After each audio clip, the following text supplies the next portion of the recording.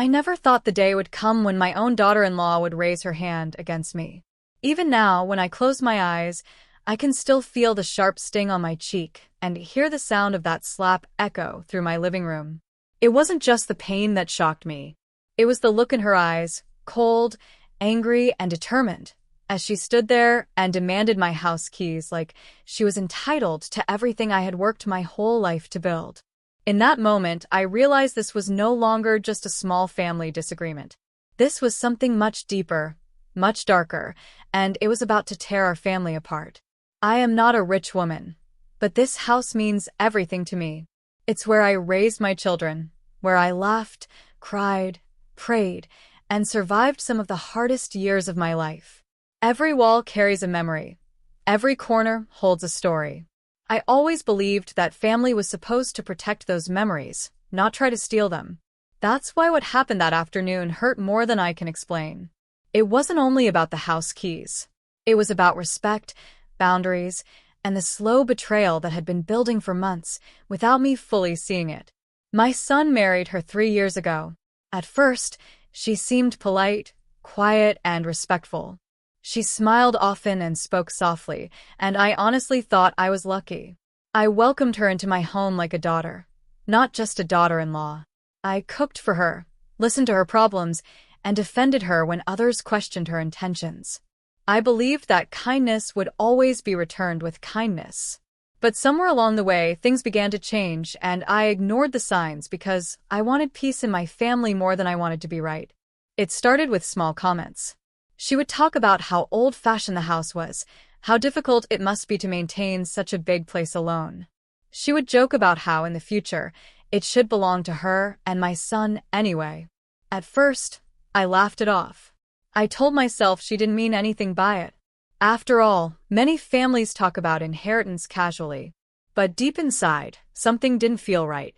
Her words had an edge, a sense of ownership that made me uncomfortable, even though I tried to hide it. My son, my only son, stood quietly through most of it. He avoided arguments, always choosing silence over confrontation. I raised him to be respectful, but now I wondered if he had mistaken silence for strength. Whenever I tried to talk to him about how his wife's behavior made me feel, he would say I was overthinking things or that she was just stressed. I didn't want to be the mother-in-law who causes problems, so I stayed quiet. I swallowed my feelings and told myself that patience would fix everything. But patience doesn't always protect you. Sometimes, it only gives others the courage to push further. The tension in the house grew heavier with each passing week. She started making decisions without asking me, rearranging furniture, throwing away things I had kept for years. When I questioned her, she would smile and say she was just trying to help. But help doesn't feel like losing control in your own home. Help doesn't make you feel like a guest in a place you own. Still, I stayed silent, hoping my son would notice, hoping he would step in before things went too far. The day it happened began like any other. The house was quiet, the air heavy with unspoken words. I was in the living room when she walked in, her face tight with anger. There was no greeting, no respect, no warning. She accused me of interfering in her marriage, of controlling my son, of standing in the way of her future. Her voice grew louder with every sentence, and before I could even respond, her hand struck my face. For a second, time stopped. I couldn't believe what had just happened. My heart raced, my hands trembled, and my ears rang. Then she said the words that changed everything. She demanded my house keys. She said it was time for me to step aside, that the house belonged to her and my son now. She spoke as if my life, my sacrifices, and my rights meant nothing. I looked at my son, expecting him to say something, anything. But he stood there frozen, torn between his wife and his mother. In his silence, I felt a pain deeper than the slap itself. That was the moment I realized this wasn't just about a daughter-in-law who crossed a line. This was about a family on the edge, about loyalty, power, and how easily love can be tested when money and property are involved. As I stood there, my cheek burning and my heart breaking, I knew I had a choice to make. I could give in to keep the peace, or I could stand up for myself for the first time in a long while. But the decision wasn't as simple as it sounds. What I did next would change my relationship with my son forever and possibly leave me completely alone. I held the keys tightly in my hand, feeling their cold metal press into my skin. The room was silent, filled with anger, fear, and unanswered questions. I took a deep breath, knowing that whatever I said next would set everything in motion. And just as I opened my mouth to speak, something unexpected happened, something that would reveal the truth about my daughter-in-law, my son, and the real reason she wanted my house. But that is where this story truly begins. Just as I was about to speak, there was a knock on the front door. It wasn't loud, but it was firm, like someone who knew exactly why they were there. All three of us turned toward the sound, and for a moment, the tension in the room shifted, but it didn't disappear. My daughter-in-law stepped back, her eyes narrowing, while my son looked confused, almost relieved by the interruption. I felt my heart pounding as I wondered who could be at the door and why they had arrived at the worst possible moment. When I opened it, I saw a woman I hadn't seen in years. She was an old neighbor, someone who had moved away long ago. Her sudden appearance felt strange, almost planned. She greeted me politely, but her eyes quickly moved past me into the house, as if she already knew something was wrong. She said she needed to talk to me later, that it was important, and before I could ask anything, my daughter-in-law stepped forward and told her sharply that now was not a good time. The neighbor's face changed slightly, but she nodded and left, leaving behind a sense of unease that settled deep in my chest. As I closed the door, I realized my hands were shaking. That interruption had saved me from answering, but it had also made everything more complicated. My daughter-in-law turned back to me and said we would finish this conversation later. Her voice was calm now, too calm, and that scared me more than her shouting. She walked away, leaving me standing there with the house keys still clenched in my hand and 1,000 questions racing through my mind. That night, sleep refused to come. I lay awake replaying every moment, every word, every look. I thought about the early days of her marriage to my son, trying to understand when love turned into control and respect turned into entitlement. I remembered how she used to ask me questions about the house, about the documents, about whether it was fully in my name. At the time, I thought she was just curious. Now, those memories felt heavier, like pieces of a puzzle slowly coming together. I also thought about my son. He wasn't a bad man. He was gentle, hardworking, and loyal, but he had always struggled with standing up for himself. Ever since he was young, he avoided conflict, choosing silence instead. I used to think that made him kind. Now, I wondered if that silence had allowed things to grow out of control. I couldn't stop asking myself if I had failed him somehow, if my own choices had led us to this painful moment. The next morning, the house felt different. It was still my home, but it didn't feel safe anymore. Every sound made me jump. My daughter-in-law moved around like she owned the place, opening cupboards, talking on the phone in hushed tones, glancing at me with a look I couldn't quite read. My son avoided my eyes, leaving early for work and coming home late. The space between us grew wider with each passing hour. Later that day, I remembered the neighbor who had come by. Her visit didn't make sense, and I couldn't shake the feeling that she knew something I didn't. I decided to visit her. As I walked to her house, my thoughts raced. Part of me was afraid of what I might hear, but another part needed answers. I was tired of living in confusion, tired of pretending everything was fine when it clearly wasn't. When she opened the door, she looked relieved to see me. She invited me in and spoke carefully, choosing her words like they carried weight. She told me she had heard things in the neighborhood before she moved away. Rumors about my daughter-in-law, about how she had treated her previous in-laws, about property disputes and family fights. Nothing was proven, she said, but the patterns were hard to ignore. As she spoke, my stomach tightened. I wanted to deny it, to defend the woman who had married my son, but deep down, her words matched the fear growing inside me. I walked back home feeling heavier than before. The mystery wasn't clearing, it was deepening. If those rumors were true, then this wasn't just about a bad argument or a moment of anger. It was part of something bigger, something planned. I started paying closer attention, noticing how my daughter-in-law whispered on the phone, how she asked my son about legal papers, how she looked through drawers when she thought I wasn't watching. One evening, I overheard her talking to someone about the house being sorted soon. When I asked her what she meant, she smiled and said I must have misheard. That smile didn't reach her eyes. It felt like a warning. I realized then that I was standing at the center of a family conflict that was no longer hidden. It was unfolding slowly, quietly, and with intention. I began to wonder if the slap had been a test. A way to see how far she could go, how much I would tolerate. And what frightened me most was not her boldness, but my son's silence. His refusal to confront the situation made me question where his loyalty truly lay. Was he being manipulated, or was he choosing to look away because it was easier than facing the truth? Every day, the tension grew thicker. Friends stopped visiting. Conversations became short and careful. The house key stayed in my pocket, a small but powerful symbol of what was at stake. I felt trapped between protecting myself and protecting my family. I knew that whatever was coming next would force me to choose, and that choice would come with a price. As I stood one night in my bedroom, looking at old photos on the wall, I realized how much I had to lose. This house was more than bricks and land. It was my past, my present, and the only security I had left. And somewhere within these walls, plans were being made that could take it all away from me. I didn't know who to trust anymore or how far my daughter-in-law was willing to go. But one thing was clear: the demand for my house keys was only the beginning.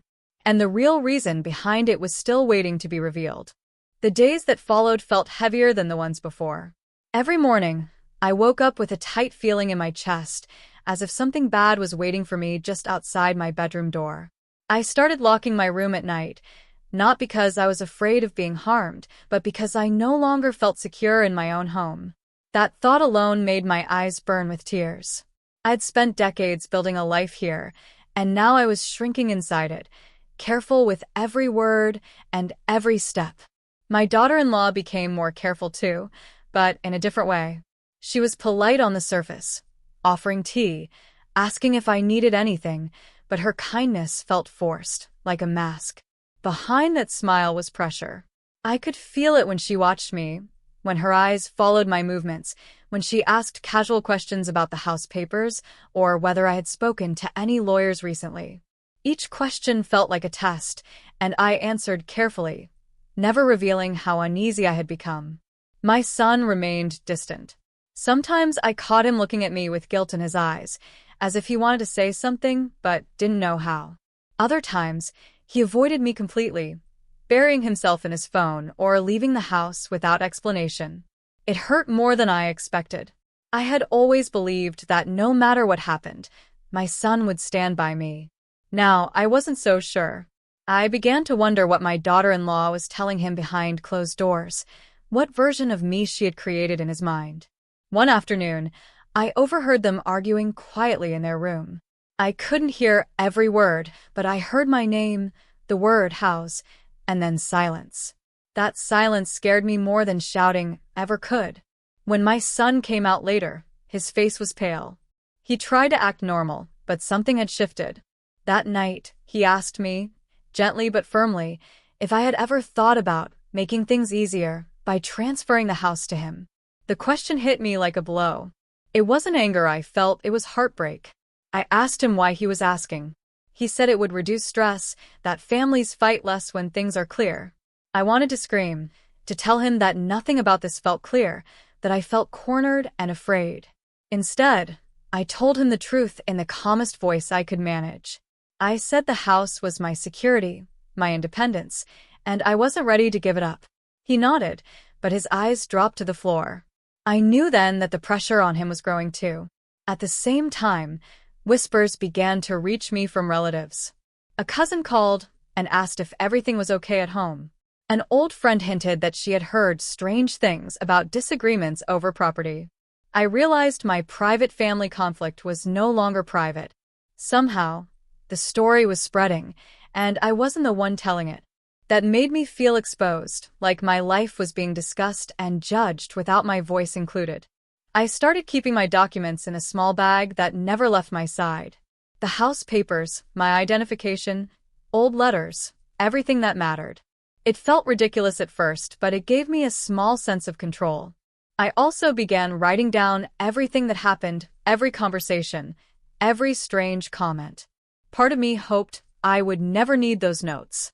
Another part of me knew I was preparing for something I didn't yet fully understand. My daughter-in-law noticed the changes. One evening, she confronted me gently, saying I seemed distant and hurt. She asked if I still trusted her. The question caught me off guard. I looked at her face, searching for honesty, but all I saw was calculation. I told her trust takes time and care. She smiled and said families shouldn't need walls between them. The irony of her words nearly broke me. Later that night, I heard her on the phone again, her voice low and urgent. She mentioned timelines, promises, and not letting things drag on. I stood in the hallway, frozen, afraid to move and afraid of what I might hear next. When she noticed me, she quickly ended the call and asked if I needed something. I shook my head and walked away, my heart racing. Whatever was happening, it was moving forward without my consent. The most painful moments came when I was alone. I questioned myself constantly. Was I being paranoid? Was I holding on to the house out of fear rather than reason? But every time I considered giving in, I remembered the slap, the demand, and the way my voice had been ignored. This wasn't a loving request. It was pressure, wrapped in family ties. I began to see the conflict from another angle too. My daughter-in-law wasn't just after a house. She wanted control, security, and validation. She wanted to feel powerful in a world where she had felt powerless before. Understanding that didn't excuse her actions, but it made them clearer. And my son, he was caught in the middle, pulled apart by loyalty and fear, unsure of how to protect his marriage without destroying his relationship with me. The house itself felt like a silent witness. The walls had heard arguments, whispers, and secrets. Sometimes I touched them as I passed by, reminding myself that this place knew me, that it carried my story even if others tried to rewrite it. That gave me strength, even as the pressure increased. I didn't know how this would end. I only knew that the demand for my house keys had opened a door that couldn't be closed again. Trust had cracked, and every conversation now carried hidden meaning. As the days passed, I felt something approaching, an inevitable moment when everything would come into the open. And when that moment arrived, I knew it would force all of us to face the truth we had been avoiding for far too long. The pressure in the house became almost unbearable. Every conversation felt like it was hiding something underneath. Every silence felt louder than shouting. I started noticing small changes that made my heart race. Documents moved from where I kept them, cupboards opened differently. My bedroom door left slightly ajar when I was sure I had closed it. Nothing was obvious enough to accuse anyone, but nothing felt accidental either. It was like living inside a question that had no answer yet. One evening, my son came home earlier than usual. He sat across from me at the dining table, his hands folded tightly, his eyes restless. He told me his wife was unhappy, that the stress was affecting their marriage. He said she felt insecure about the future and believed the house was the key to stability. Hearing him say those words hurt more than I expected. It sounded like he was repeating something he had been told many times, something rehearsed. I asked him quietly if he believed that hurting me was the solution to their problems. He didn't answer. That silence told me everything I needed to know. After that conversation, my daughter-in-law's behavior shifted again. The politeness disappeared. She became sharper, impatient, irritated by my presence. She criticized small things, how I cooked, how I cleaned, how I spoke. It felt like she was trying to break me down slowly, to make me feel small and tired enough to give in. Sometimes she would say, "At your age, peace matters more than property," as if reminding me that resistance had a cost. At the same time, relatives started getting involved. An uncle called to suggest I should think practically. A distant aunt hinted that it was better to avoid drama. None of them asked what I wanted. None of them asked how I felt. They spoke as if the house was already gone, as if my role was to step aside quietly and gracefully. Their words echoed my daughter-in-law's demands, making me realize how powerful her influence had become. Late one night, I heard raised voices again from my son's room. This time, I caught more words. She accused him of being weak, of choosing his mother over his wife.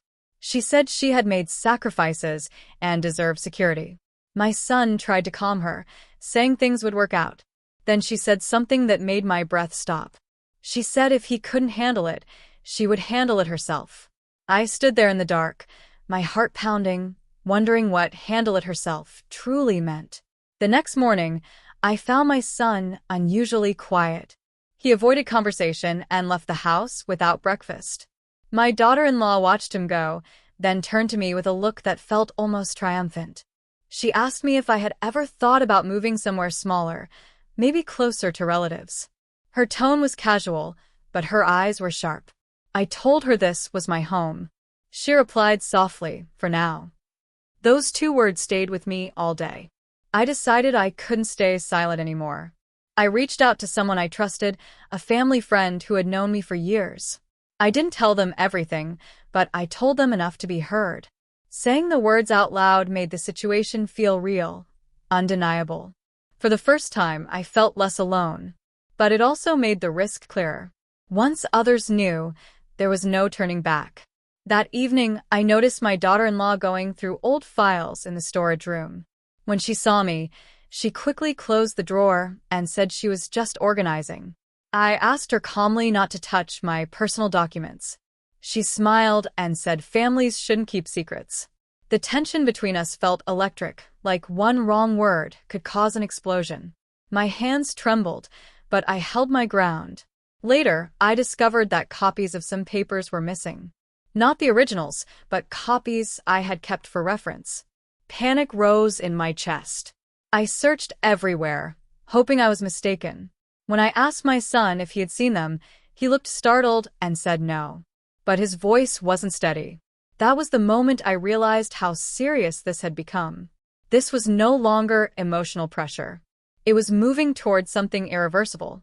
That night, I barely slept.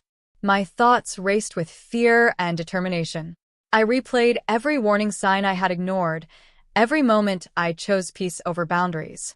I wondered how love could turn into something so cold, how a family could become a battlefield without anyone raising their voice. The slap came back to me again, not as pain but as a signal. A line that had been crossed and could never be uncrossed. The following day brought an unexpected development. My daughter-in-law announced that some relatives would be visiting soon to talk things out. The way she said it made my stomach drop. I knew this wouldn't be a conversation. It would be pressure, numbers against one. I asked my son if he knew about this. He said yes, but avoided my eyes. I felt cornered, like the walls were closing in. As the day approached, the atmosphere in the house grew thick with anticipation. My daughter-in-law moved with confidence, making phone calls, setting plans, acting as if the outcome was already decided. I felt like a guest in my own home, waiting for a verdict I hadn't agreed to. Still, somewhere deep inside, a quiet strength was growing. Fear hadn't disappeared, but it had changed. It was sharpening my awareness, preparing me. On the night before the relatives were due to arrive, my son came to my door. He looked exhausted, torn, and afraid. He asked if we could talk in the morning, said everything would be clear soon. His words didn't comfort me. They sounded like the calm before a storm. I lay awake listening to the sounds of the house, wondering what tomorrow would bring. Accusations, demands, maybe even an ultimatum. The house keys sat on my bedside table, catching the light. I stared at them, knowing that by the next day, everything could change. The conflict that had been simmering quietly was about to erupt, and none of us would come out untouched. The morning arrived with a strange calm, the kind that feels unnatural before something breaks. I woke up early, long before anyone else, and sat in the living room listening to the quiet. The house felt like it was holding its breath. I kept looking at the door, expecting it to open at any moment, even though the relatives weren't due for hours. My hands rested in my lap, cold despite the warmth of the room, and I couldn't shake the feeling that today was not just another confrontation. Something bigger was coming. When my son finally came out of his room, He looked like he hadn't slept at all. His eyes were red, his shoulders slumped. He poured himself tea and stood by the window, staring outside without really seeing anything. I wanted to ask him what he meant the night before when he said everything would be clear soon, but the words stuck in my throat. Part of me was afraid of the answer. Another part already sensed it. My daughter-in-law appeared shortly after, dressed neatly, her expression calm and confident. Too confident. She greeted me politely, as if nothing had happened between us, as if she hadn't slapped me weeks earlier or demanded my house keys. That calmness felt like a warning. People don't get that calm unless they think they've already won. She told us the relatives would arrive earlier than planned. She said it casually, but I saw my son stiffen at her words. He looked at her, surprised, and she met his gaze without blinking. In that brief exchange, I realized something important. There were plans being made that my son himself might not fully control. As I prepared tea and snacks out of habit, my phone buzzed. It was a message from the same neighbor who had warned me earlier. She said she had heard something troubling and asked if we could talk urgently. My heart skipped. I stepped into another room and called her back quietly. Her voice was tense. She told me she had run into someone who used to know my daughter-in-law's family well. According to them, this wasn't the first time property had caused chaos around her. In another family, things had ended in legal battles and broken relationships. No proof, just patterns. Patterns that sounded painfully familiar. Before I could ask more, I heard my name called sharply from the living room. I ended the call and walked back, my mind racing. My daughter-in-law was standing near the door, phone in hand, saying the relatives were already on their way. She looked at me and said, I hope you're ready to be reasonable today. The way she said reasonable made my chest tighten. Reasonable, in her world, meant giving up. Then came the real shock. My son suddenly spoke up, his voice low but firm. He said there was something we needed to discuss before anyone else arrived. The room went silent. My daughter-in-law turned to him, her eyes flashing with irritation. I had never seen him look like that before, nervous, but determined, like someone standing on the edge of a decision they can't undo. He told me he had been approached about the house behind my back. Not just talked to, but approached with suggestions, timelines, and pressure. He admitted that he had been torn, confused, and scared of losing his marriage. As he spoke, my daughter-in-law tried to interrupt him, telling him this wasn't the time.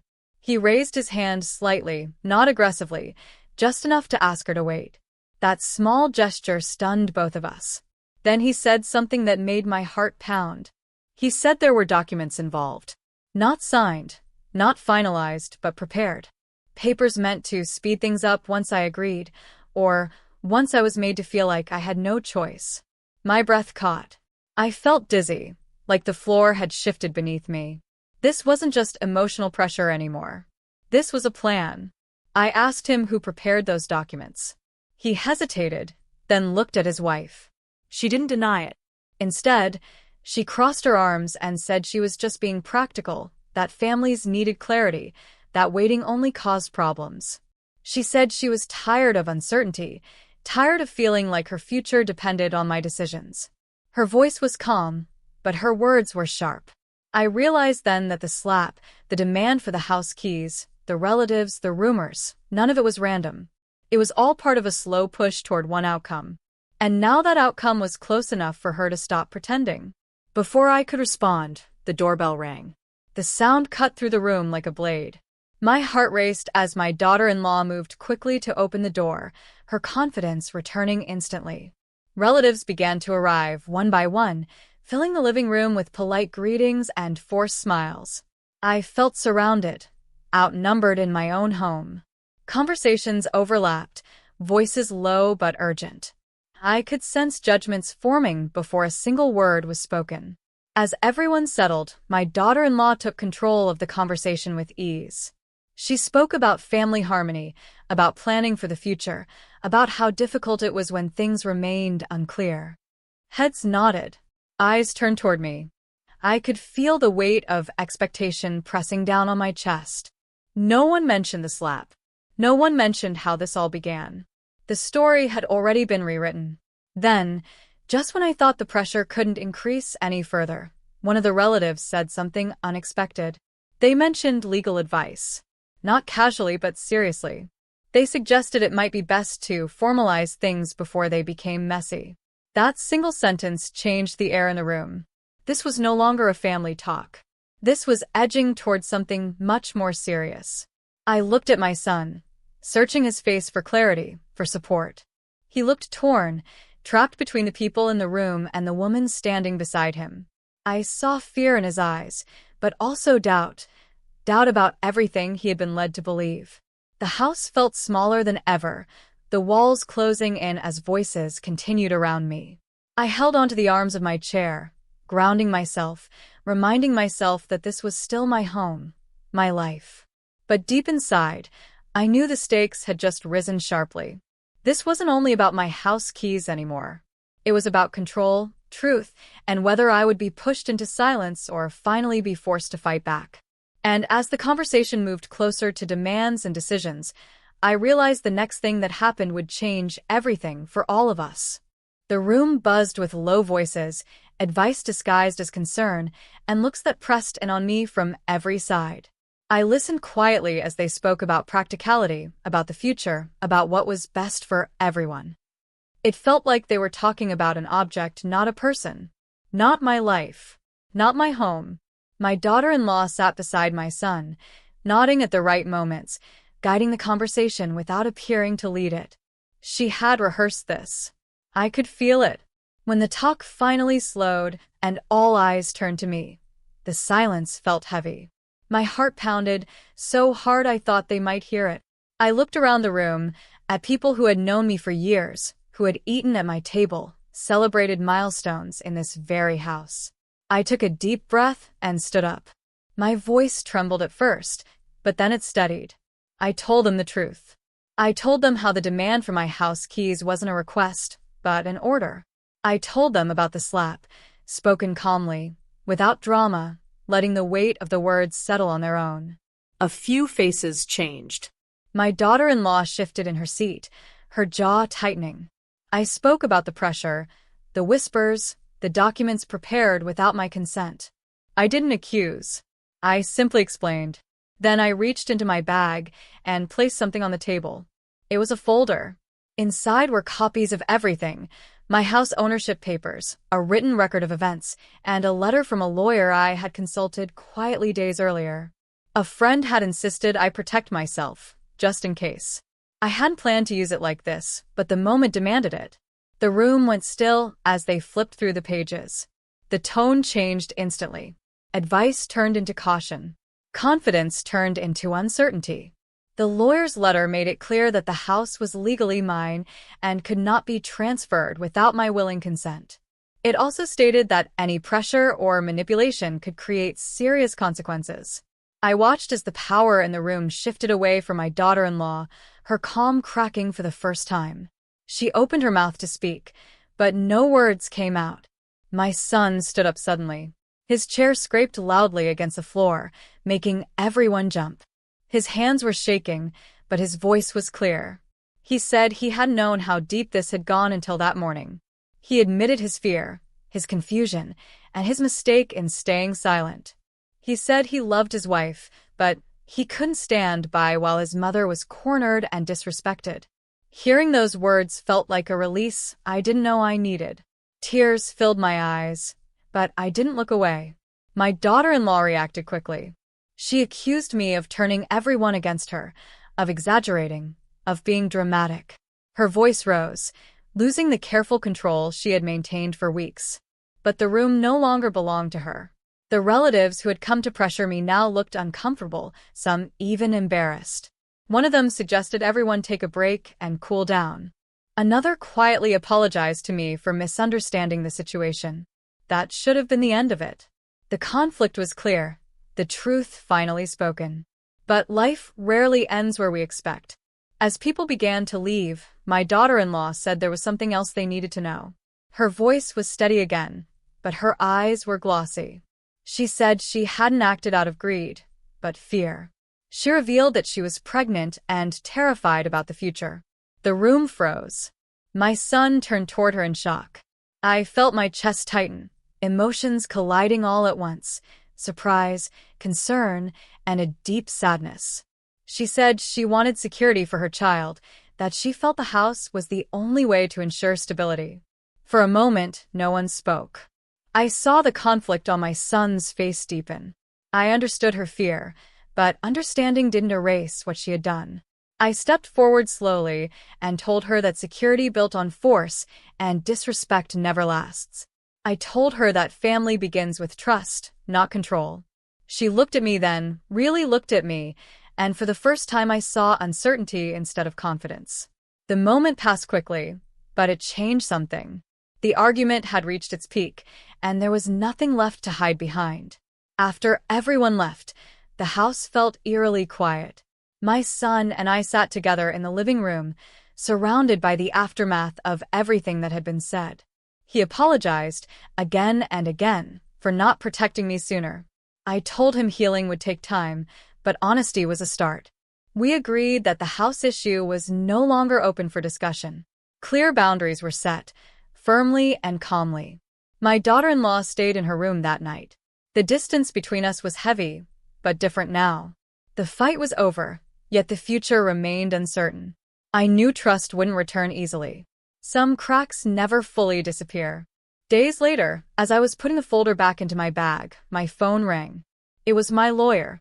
He told me there was one more thing I should know.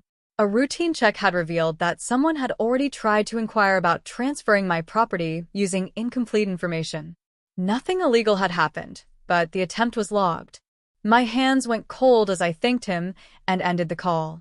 I stood in the living room, looking at the walls, the windows, the door where it had all started. The conflict had been resolved, yes, but the truth lingered. If I hadn't spoken up when I did, if I hadn't protected myself, things could have gone very differently. I placed the house keys back in my pocket, feeling their familiar weight. This house was still mine. My voice was still mine. And no matter what the future held, one thing was certain: I would never again stay silent when my dignity was at stake. The days after everything came into the open were quiet, but it was a different kind of quiet than before. It wasn't heavy with fear anymore. It was thoughtful, careful, and sometimes uncomfortable, but honest. The house felt like it was slowly exhaling after holding its breath for far too long. I moved through the rooms again, without feeling watched, without second-guessing every sound. For the first time in weeks, I slept through the night. My son made an effort to talk to me every day. Not rushed conversations, not guilty apologies, but real talks. He admitted how torn he had been, how pressure had built around him from all sides, and how afraid he was of losing his marriage. I told him something I had learned the hard way: fear makes people silent, but silence can hurt more than words. He listened, truly listened. That alone felt like a small healing. My daughter-in-law kept her distance at first. There was no shouting anymore, no sharp remarks, no demands. Just space. I gave her that space too. Pregnancy or not, emotions or not, what happened couldn't be ignored or excused. Trust doesn't return because of one conversation. It returns through consistent behavior, through respect shown over time. One afternoon, she came to me quietly. There was no anger in her voice, only exhaustion. She apologized, not perfectly, not emotionally, but sincerely enough to matter. She said fear had made her desperate, and desperation had made her cruel. She admitted the slap was wrong, the pressure was wrong, and the demand for the house keys crossed a line. I didn't rush to forgive her, but I acknowledged her words. Forgiveness, I told her, is a process, not a moment. We spoke about the baby too. I made it clear that I would support my grandchild with love, not with fear or force. I explained that security doesn't come from taking something from someone else, but from building trust and stability together. She nodded, tears in her eyes, and for the first time, she looked less like someone trying to win and more like someone trying to survive.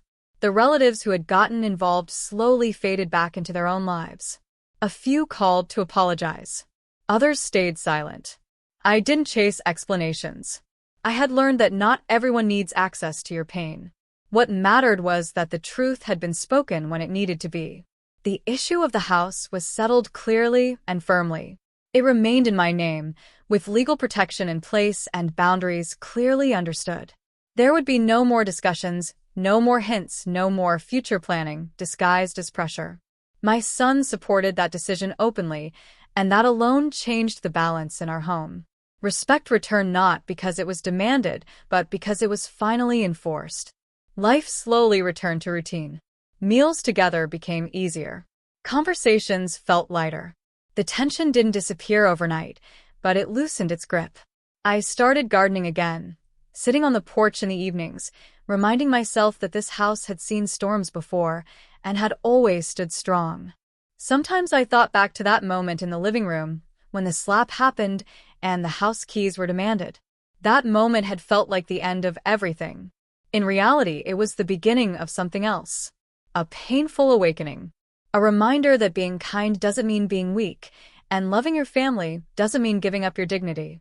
My relationship with my son changed too. It grew more honest, more equal.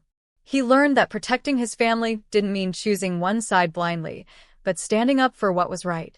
I learned that letting go of silence was just as important as letting go of fear. As for my daughter-in-law, the future remains cautious but hopeful. Healing doesn't follow a straight line. Some days are better than others. But there is now a clear understanding in this house. Respect is not optional, and love does not come with conditions. One evening, as I locked the front door, I looked at the house keys in my hand and smiled softly. They were just metal, but they represented something much bigger: my independence, my voice, my worth. I placed them on the table, no longer feeling the need to hide them or clutch them in fear. This house is still my home. My story is still mine to tell. And if there is one lesson I want anyone listening to remember, it's this: no matter how close the relationship, no one has the right to take what you built through fear, pressure, or silence. Standing up for yourself may feel frightening at first, but it can change everything. And sometimes, the strongest thing you can do for your family is to finally stand your ground.